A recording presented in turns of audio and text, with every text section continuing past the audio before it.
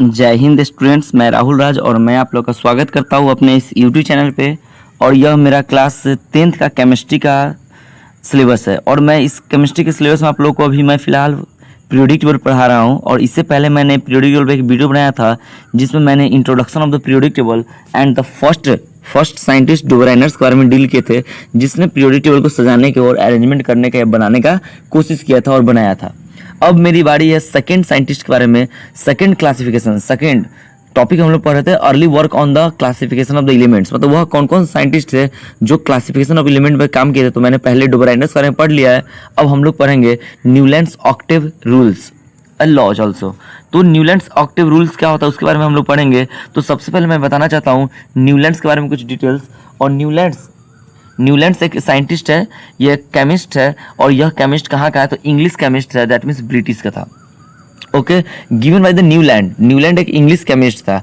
Approx ये आपको 1865 में अपना रूल्स दिया। और आपको पता होगा इससे पहले डोबेराइनर्स आए थे और डोबेराइनर्स ने क्या किया था, 3 के ग्रुप में दिए थे। 3 एलिमेंट को इंक्रीजिंग ऑर्डर पर एटॉमिक मास के सजाते हैं। तो बीच वाला एलिमेंट का एटॉमिक मास ये दोनों वाले एलिमेंट का एटॉमिक मास से क्या होता है, एवरेज या मीन के इक्वल होता है। ये 3 दिए थे, alkali metal group, alkaline earth metal group and halogen. वैसे ही आए थे नेक्स्ट साइंटिस्ट जिसका नाम था न्यूलैंड्स, उसने ऑक्टेव रूल दिया था। ऑक्टेव वहाँ ट्राइड्स था, यहाँ पर ऑक्टेव है। ऑक्टेव मीन्स कितना हुआ 8।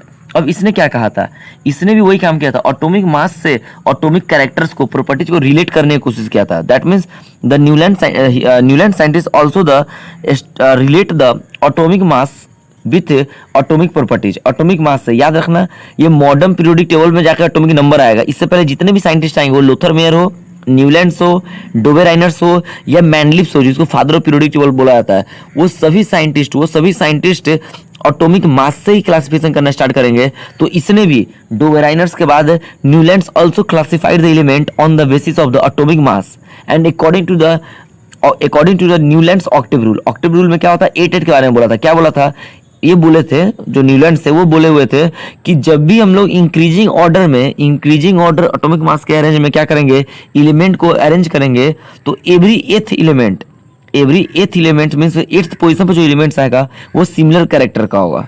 Okay, so it is called the Newton's Octave. Octave means क्या होता है 8। आप लोग पढ़े होंगे एटम्स के स्ट्रक्चर में ऑक्टेव रूल, दैट मीन्स आप पढ़े होंगे वहाँ पर every atom needs 8 electrons in outermost shell for the stability. तो वही ऑक्टेव है। ऑक्टेव का मीन्स क्या होता है, 8 होता है। तो न्यूलैंड्स ने बोला था कि every elements when we arrange according to their increasing order of atomic mass, then first look here 1 2 3 4 5 6 7 and this is 8। तो ऑलवेज फर्स्ट पोजीशन क्या होगा, 8th पोजीशन के इक्वल होगा। फिर अगला नेक्स्ट 1 2 3 4 5 6 7 8, फिर इसके बाद जो 8th पोजीशन पाएगा वो भी क्या होगा, सिमिलर होगा। दैट मीन्स इसके अकॉर्डिंग क्या था, इनके अकॉर्डिंग क्या था कि फर्स्ट पोजीशन का एलिमेंट्स 8th पोजीशन से एलिमेंट से, और अगला फिर 8th और फिर 8th। That means after the position of 8th interval के बाद ये सिमिलर एलिमेंट्स क्या हो जाए आ जाएंगे। आप पढ़े होंगे ये क्लासिफिकेशन का मतलब क्या होता है, सिमिलरिटी, सिमिलर एलिमेंट को क्लासिफाइड करना। ओके, तो देखते हैं यहाँ पर क्या है, he tried to establish the relationship between the atomic mass and the atomic properties. इसने भी एटॉमिक मास और एटॉमिक प्रॉपर्टीज के बीच में रिलेशन एस्टेब्लिश किया था। और he give the law of octave. Question पूछता है write the Newlands octave rules, ये डायरेक्ट बोलेगा write the octave rule of element classifications. तो मतलब ये न्यूलैंड्स के बारे में पूछे। ये सेकंड पर्सन है जिसने क्लासिफिकेशन करना स्टार्ट किया था। ओके, तो इसने कौन सा रूल दिया था, ऑक्टेव रूल। इससे पहले डोबेराइनर्स क्या दिए थे, ट्राइड्स रूल दिए थे। लुक हियर यहाँ ऑक्टेव रूल का मतलब क्या था, देखो यहाँ पर क्या था इनके according, if the elements are arranged in increasing order of atomic mass then look here every 8th element is similar to the every first element. मतलब प्रत्येक 8वां एलिमेंट्स प्रत्येक फर्स्ट एलिमेंट से क्या होगा, सिमिलर होगा। That means after the 8th interval elements characters are the repeated.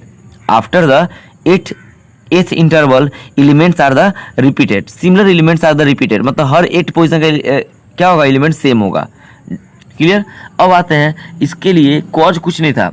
Actually क्या होता है, अब अगर साइंटिफिक में साइंस में कोई काम होता है ना, तो साइंस में हर एक वर्क के पीछे कुछ ना साइंटिफिक कॉज होता है। और वो कॉज ऐसा होता है जो एक्चुअली ट्रू होता है, 100% ट्रू होता है। That means it can be verified by the physical और chemical process and the practical laboratorically, हम लोग प्रैक्टिकली उसको प्रूव कर पाते हैं।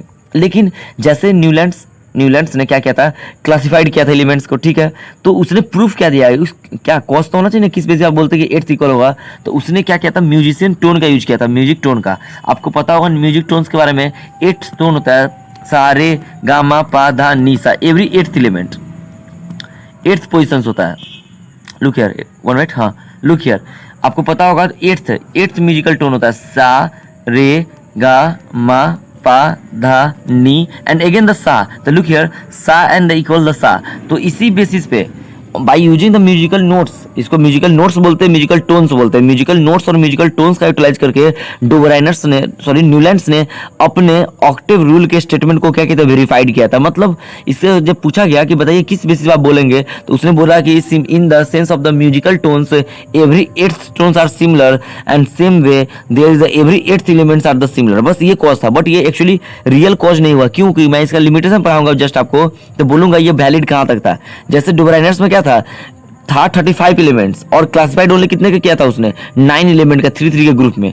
तो या ये तो इसका एक डिमेरिट बन गया, तो वैसे ही इसका भी डिमेरिट है। क्या डिमेरिट से हम पढ़ेंगे, तो यहाँ तो पहले कॉज क्या बताया था इसने, लुक हियर टू प्रूफ करने के लिए इट्स स्टेटमेंट्स, या हीज स्टेटमेंट कर दो यहाँ पर, his statement he use the musical tones और नोट्स। इसने क्या किया था, म्यूजिकल टोन्स और म्यूजिकल नोट्स को क्या किया था, यूज किया था।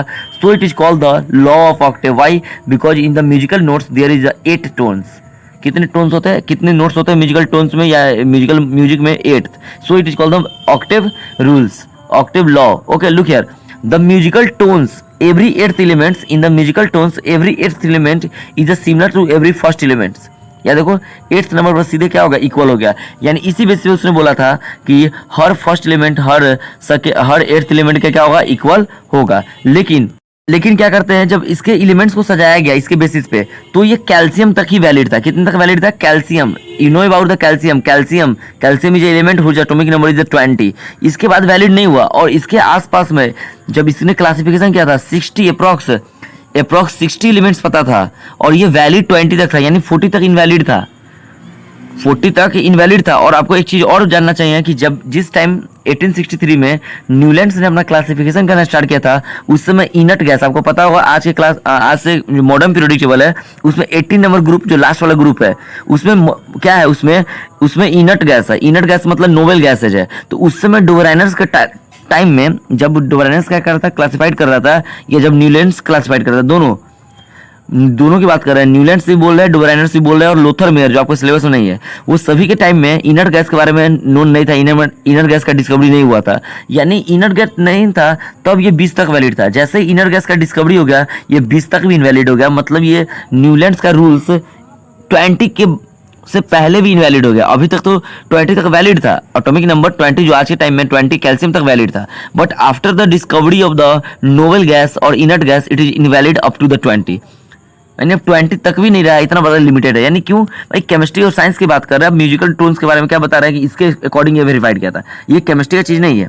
अब देखो यहाँ पर लिखा हुआ इस चीज़ को, तो देख लो यहाँ पर आज भी, और याद करो ये लिथियम सोडियम पोटेशियम ये कहीं ना कहीं डोबराइनर्स ट्राइड में भी था कि नहीं। और फ्लोरीन क्लोरीन ब्रोमीन आयोडीन, तो ये भी क्या था, डोबराइनर्स ट्राइड में था, क्लोरीन ब्रोमीन आयोडीन वाले पार्ट्स। तो डोबराइनर्स ट्राइड, देखो यहाँ पर क्वेश्चन आंसर ने पूछा हुआ है कि if you find the Dobereiner's triad in Newlands periodic table, तो यस आई फाइंड हुज, तो this is lithium sodium potassium. ये डोबराइनर्स ट्राइड भी था, और आज भी देखो एक ही ग्रुप में, ग्रुप मतलब देखो यहाँ पर वर्टिकल कॉलम, याद करो ये एक ग्रुप है, ये एक ग्रुप है, ये एक ग्रुप है, ये एक ग्रुप है। देखो आज भी मॉडर्न पीरियोडिक टेबल में ये सब साथ में ही है। बट लुक यार, अब आते हैं हम लोग इसका एग्जांपल्स देखते हैं। तो lithium, beryllium, boron, carbon, nitrogen, oxygen, fluorine, neon नहीं है, sodium, magnesium, aluminium, silicon, phosphorus, sulphur, chlorine, argon नहीं है, बिकॉज उसमें इनर्ट गैस का पता नहीं था, आर्गन ये सब, पोटेशियम और कैल्शियम। तो ये कैल्शियम तक ही वैलिड था। ये है तुम्हारा डोबराइनर्स के, सॉरी न्यूलैंड्स के पीरियोडिक टेबल। इतना ही सजाया था क्योंकि उसमें इनर्ट गैस पता भी नहीं था और बहुत सारे एलिमेंट्स पता नहीं था। लेकिन मॉडर्न पीरियोडिक टेबल में टोटल 118 एलिमेंट्स क्लासिफाइड है, और इनर्ट गैस भी क्या हो चुका था, पता हो चुका था। अब आते हैं हम लोग इसके बारे में, ये नोट्स मैंने बताया था आप लोगों को अभी जस्ट, कि नोवेल और inert gas are not known at the time of the classifications by Newlands. यानी न्यूलैंड्स जब क्लासिफाइड कर रहा था उस समय नोवेल गैस पता नहीं था। अब आते हैं हम लोग नेक्स्ट टॉपिक पे, लिमिटेशंस। हर एक का लिमिटेशन पढ़ेंगे हम लोग, यहाँ तक कि हम लोग मॉडर्न पीरियोडिक टेबल का भी कमियां देखेंगे, लिमिटेशन, डिमेरिट्स, कि मॉडर्न पीरियोडिक टेबल में क्या खराबी है अभी भी। तो Newlands, limitation of the Newlands Octave law, जो न्यूलैंड्स था उसका ऑक्टेव का क्या लिमिटेशन है? सबसे पहले लिमिटेशन देखो कितना है, क्या है इसका लिमिटेशन, लुक हियर, इसी शॉर्ट लेके लिख लेना। क्या लिखा हुआ है? This is the valid up to the atomic number 20। Okay sir, आप एटॉमिक नंबर क्यों यूज कर रहे हैं? क्योंकि मैं मॉडर्न के अकॉर्डिंग यूज कर रहा हूँ कि एटॉमिक नंबर जो अभी कैल्शियम का है ना, यानी दैट मीन्स द कैल्शियम तक, ये कैल्शियम तक ही वैलिड था। After the every 8th element is not similar to the first, यानी ये बोला था ना कि फर्स्ट एलिमेंट 8th एलिमेंट के बराबर होगा, 1 नंबर 8 नंबर के बराबर होगा। ये कहाँ तक वैलिड था? 20 नंबर तक, यानी कैल्शियम तक। इसके बाद और 20 के बाद देखेंगे तो 8 के इक्वल नहीं होता था, हर 8th पोजिशन सिमिलर एलिमेंट्स नहीं आता था। और फिर से यहाँ देखो, ही क्लासिफाइड ओनली 56 एलिमेंट्स, इसने कितने एलिमेंट को क्लासिफाइड किया था? 56 एलिमेंट का। तो सर आप तो कैल्शियम तक ही लिखा है, तो ये क्लासिफाइड किया था 56 का, लेकिन वैलिड था कैल्शियम तक ही, मतलब सजा दिया पूरे चीज का, लेकिन वैलिड थोड़ा ही सा है। उसका इसका स्टेटमेंट फॉलो अप नहीं हो रहा था। दैट मीन्स क्या था? It is only valid up to the 56, यानी he only classified the 56 element and said, देखो क्या था, और बोल दिया था no more elements are discovered in the future. देखो कितना बड़ा बात बोला था। अगर इसका बात ट्रू होता तो आज 118 एलिमेंट नहीं होता। तो इसने क्या बोला था न्यूलैंड्स ने कि यह 56 एलिमेंट को क्लासिफाइड किया था और बोला था कि ये 56 के एलिमेंट्स के अलावा इन फ्यूचर में कभी नया एलिमेंट नहीं आएगा। मतलब इसके अकॉर्डिंग नंबर ऑफ एलिमेंट क्या है? 56 है। इसके अकॉर्डिंग नंबर ऑफ एलिमेंट क्या है? 56 ही है। लेकिन आज मॉडर्न पीरियोडिक टेबल के अकॉर्डिंग 118 एलिमेंट्स है। और जैसे ही आपको मैं मेनलिप्स पढ़ाऊंगा इसके बाद वाला टॉपिक में, मेनलिप्स, लुक हियर, मेनलिप्स के बारे में, तो मैं बताऊंगा मेनलिप्स क्या क्या था। अपने पीरियोडिक टेबल में कुछ स्पेस को छोड़ दिया था, कीप्ट सम स्पेस छोड़ दिया था, खाली जगह ब्लैंक स्पेस छोड़ दिया था, बोला था कि इन फ्यूचर यहाँ पर एलिमेंट डिस्कवरी होगा। देखो एक तरफ है न्यूलैंड्स, वो बोल रहा है कि ये 56 एलिमेंट्स है और नया क्लासिफाइड नहीं होगा, इन फ्यूचर में नया डिस्कवरी नहीं होगा। और एक तरफ कौन है? मेनलिप्स है, जो कुछ स्पेस को खाली छोड़ के बोल रहा है कि in futures some elements are discovered that fill this space, मतलब ये स्पेस पर फिल करने के लिए एलिमेंट आएंगे फ्यूचर में, और रियलिटी वो आया एलिमेंट। मैं बताऊंगा वो किसने कौन कौन सा पोजीशन में गेस किया था, बट वो कौन सा चैप्टर में मेनलिप्स के बारे में जब पढ़ाऊंगा। तो कहीं ना इसलिए यही कारण है कि हम लोग मेनलिप्स को मॉडर्न पीरियोडिक टेबल या सिंपली हम लोग father of the periodic table बोलते हैं। कोई ऐसा नहीं है कि हम लोग, क्योंकि अगर मान लो father of the periodic table मुझे बोलना था तो मॉडर्न पीरियोडिक टेबल के बनाए उसको बोल देते हैं, लेकिन हम लोग क्या करते हैं? मेनलिप्स को बोलते हैं। यानी मॉडर्न पीरियोडिक टेबल बनाने से पहले जो साइंटिस्ट था मेनलिप्स, उसको नाम देते हैं। क्यों? क्योंकि वो 99% वर्क अच्छा किया हुआ था। देखो एक तरफ क्या है? न्यूलैंड्स है, बोल रहा कि डिस्कवरी नहीं होगा, और एक तरफ कौन है? एक तरफ आपका मेनलिप्स है, वो बोला कि इन फ्यूचर डिस्कवरी होगा। यहाँ तक भी बोले थे कि वो इस स्पेस को, जैसे मान लो ये मॉडल, ये पीरियोडिक वाले मेनलिप्स का, तो ये स्पेस को, इस स्पेस को ही ऑक्युपाइड करेगा, मतलब यहीं पर डलाएगा। मतलब अगर ये ग्रुप बना लेते, ये क्या है? ग्रुप है मान लो, तो ऊपर में तो एलिमेंट सब है, एक मिनट, ऊपर में क्या है? एलिमेंट यहाँ भी है, एलिमेंट यहाँ भी, एलिमेंट यहाँ भी, एलिमेंट यहाँ भी है, और केवल इस स्पेस को छोड़ दिया। अब बोला कि फ्यूचर्स में एक एलिमेंट डिस्कवरी होगा जो इस जगह पर डालेगा, आएगा, और इसका प्रॉपर्टी इस सबसे क्या करेगा? मैच करेगा। मतलब ये एक तरह का इमेजिनेशन, भविष्यवाणी कर चुके थे। इसलिए हम लोग क्या बोलते हैं? मॉडर्न पीरियोडिक टेबल या सिंपली पीरियोडिक टेबल के फादर किसको बोलते हैं? मेनलिप्स को बोलते हैं। अब देखो वो चीज़ बोलते हैं, आपको मैंने बताया था कि after the discovery of the inert gas, जैसे इनर्ट गैस का क्या हुआ? डिस्कवरी हुआ, मेनलिप्स Newlands periodic table invalid up to the atomic number 20, मतलब उसका validity not valid, look here, not valid after the discovery of the inert gas, it is not valid up to the atomic number 20, यानी ये क्या है? इसका limitations है। I hope आपको Newland समझ आया होगा। न्यूलैंड्स के बारे में मैं फिर से रिपीट करता हूँ, क्या क्या था इसमें, उसने बोला था, क्या क्या बोले थे, रिपीट करता हूँ कि सबसे पहले आप लोग स्क्रीनशॉट लेके लिख लेना। देखो मैंने यहाँ से स्टार्ट किया था। न्यूलैंड्स बोले थे कि if we arrange the elements, all known elements according to their increasing order of atomic mass, then every first element is the similar to the every eighth element, and to prove their statement he give the musical notes about the musical notes. According to musical notes, every eighth tones are the similar, such that similar way every eighth elements are the equal. Okay. और next उसका क्या दिए थे? उसके बाद हम लोग उसका टेबल देखे थे, और टेबल में देखे थे ये 20 तक वैलिड था, और नोबल गैस पता नहीं था। और फिर से इसका लिमिटेशन देखे थे, ये 20 तक वैलिड था, 20 के बाद वैलिड नहीं था।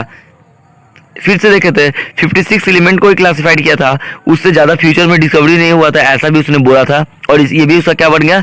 डीमेरिट्स बन गया, यानी लिमिटेशंस बन गया। और last, after the discovery of the inert gas के डिस्कवरी के बाद, या इनर्ट गैस के डिस्कवरी के बाद 20 तक भी वैलिड नहीं था। कहाँ तक वैलिड नहीं था? 20 तक वैलिड नहीं था। नेक्स्ट, अब आपको समझ आई होगी, रिपीट कर दिए, और आप लोग नोट्स बना लेना। मेनलिप्स पीरियोडिक टेबल हम लोग पढ़ेंगे, और बहुत ही बेटर वर्क किया था मेनलिप्स। ठीक है, तब तक बने रहिए इस यूट्यूब चैनल के साथ। देखो मेनलिप्स पीरियोडिक टेबल कितना बड़ा है, और आज की तरह तुमको दिख रहा होगा, फिर से एक और मेंडलीफ दिखाएंगे आपको, 2 मेंडलीफ पीरियोडिक टेबल का डिस्कस करूँगा। और उसके बाद उसका कैरेक्टर देखूंगा क्या क्या होता है, मॉडर्न पीरियोडिक टेबल के बारे में, मेरिट्स डीमेरिट्स सबके बारे में देखेंगे।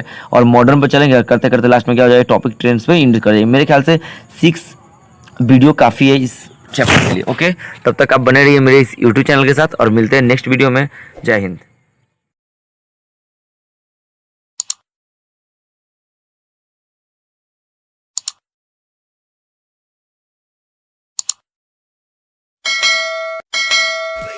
You make me clean.